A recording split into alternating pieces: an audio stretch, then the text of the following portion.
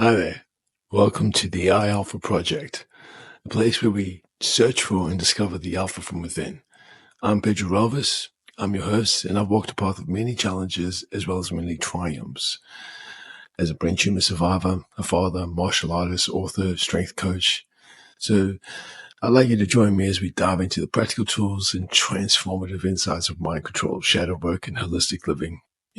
Through this method, together, we'll unlock our inner alpha with the help of the iAlpha Project. So for this episode, I wanted to touch on something and share a story with you that goes a while back. The title of it, Ice Cream, Music, and Wheelchairs. How can that possibly create a story? What a mix-up. So many years ago, I had a brain tumor that had to have surgery in Germany by Professor Sammy in Hanover at INI. It was a 13-hour surgery, and as a consequence, it left me with a swallowing disability. I wasn't able to take anything orally, so all my meals had to be blended and injected. I didn't get to that point just yet. I was still feeding myself through a nasal gastric tube, which my body rejected at the hospital. I had gone about 6 to 8 weeks without really eating, just living off a drip. I lost over 20 kilos in that process. And then finally, the doctors decided to put a peg tube in, which is a little button or tube that goes directly into your stomach that you can inject liquids or food straight into the stomach to bypass the swallowing and the esophagus and things. That way you can get more nutrition in. So I had that surgery done. Finally got out of hospital. Now you need to understand at the time, the hospital stay had been a couple of months. So by the time I was released, we weren't allowed to fly back yet.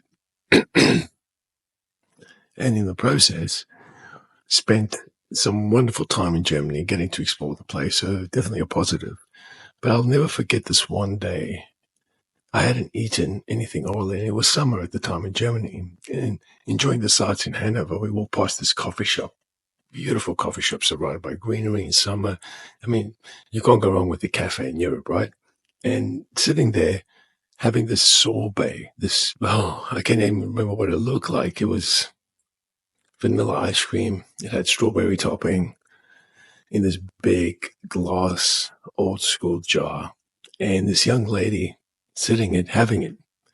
And I remember looking and thinking directly, well, I can't believe that you're sitting there enjoying that. You are so lucky. What I would do to swap places with you at this very second.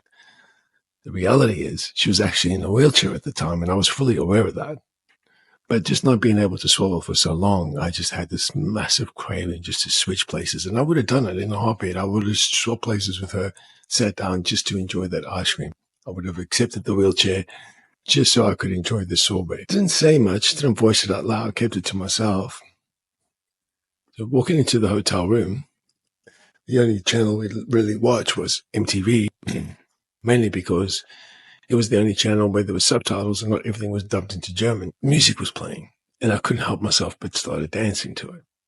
And someone said to me, I don't understand. You go through hell and back and you're still dancing. And just like a ton of bricks, it just hit me.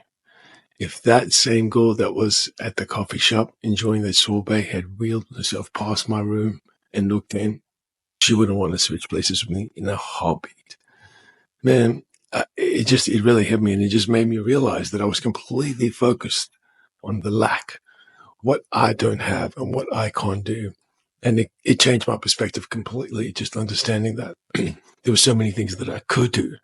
I was just so focused on what I wasn't able to do that I was being so victimized and willing to swap places with somebody just to enjoy an ice cream. And I thought there's so many things that I can enjoy. And in today, I do enjoy my sorbet. I just don't do it really at a coffee shop, but I can enjoy it at home where I enjoy the taste of something and spit it into a bucket or something just so that I could get the flavor, get the digestive juices working. But it also showed me something, how much emotion we put around food.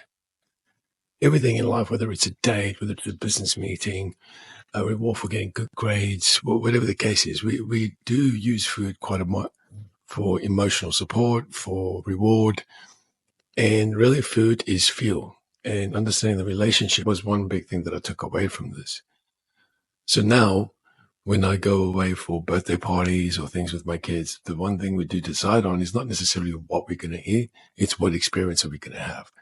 So everything that we do, whether it's a birthday or not, we're looking, what can we do to generate a new experience in this life that we have, the limited time that we have, the unknown time that we have. And once that took hold, what we were going to eat became secondary. It's still an enjoyable part. We choose our favorite dishes, our favorite meals on our birthdays and things like that. But it's not the priority. The main thing is the experience. And thanks to this young lady, and I can't believe, looking back now, how blessed I was to have had this experience back then, because it was one of my initial experiences once this condition hit me, is accepting the situation I'm in, accepting the cards that I've been dealt. You know, when we play poker, we get a pair of cards and we have to do the best we can against other players. But in life is the other player. Life is pretty much the house.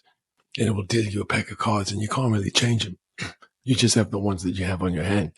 And it's up to you to play that hand. You play the fuck out of it. Because at the end of the day, you're the one who has to deal with the consequences on how you played that hand. And I'm learning and have learned that so many things in life are thrown at you so that you could learn your lesson, whatever they may be. And more often than not, it's a lesson towards your higher purpose. So this young lady taught me straight away that accepting the cards that I was dealt, focusing on what I had as opposed to what I was missing on my hand, allowed me to generate a more positive outlook to my condition. I was able to look at what I could still do.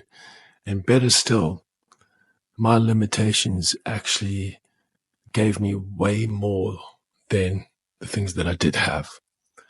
Not being able to swallow really gave me the gift of understanding experience. Being able to taste gave me the experience of loopholes. So many things come out of negative situations, and it's our job to look at that, sit down, and make the conscious choice on how we play our hand. Are we going to be victims to the circumstances? Or the circumstance going to work for us, for our better health, for our better minds, for our better bodies, for our better souls, for our better drive? I think at the end of the day, it's up to us to make that decision. And we can't blame the cards we've been dealt. We can just really look at the fact of how we play those cards. And that lesson was one of the most humbling experiences I've had in my life. And it also taught me that no matter who we are or what challenges we're going through, there is no better, no worse situation. The people that are the most abundant are the ones that focus on what they do have as opposed to the lack. I can't thank that young lady enough. Go out there, guys. Live your inner alpha. Take today, process what you do have. Process the good things that you do have in your life. And then also, when you take time and you decide and you see and you find yourself focusing on the lack of, that lack is just making you aware of something in you, your decision-making process. The moment you experience lack, that isn't always true. It's just our perception. Yes, some things we may have lost, but many other things we have gained because of that loss. There is always a transaction. When you buy something over the counter and you've paid for it, do you enjoy what you've bought? Or do you focus on the money that you gave away to get the object that you just bought? Whatever the case is, you always focus on the positive. It doesn't matter if it's not the positive you expected, but focusing on it will bring you way more positives. I mean, who would have thought, right? Ice cream, music, and wheelchairs. Thanks for listening, guys. I'll catch you all on the next episode.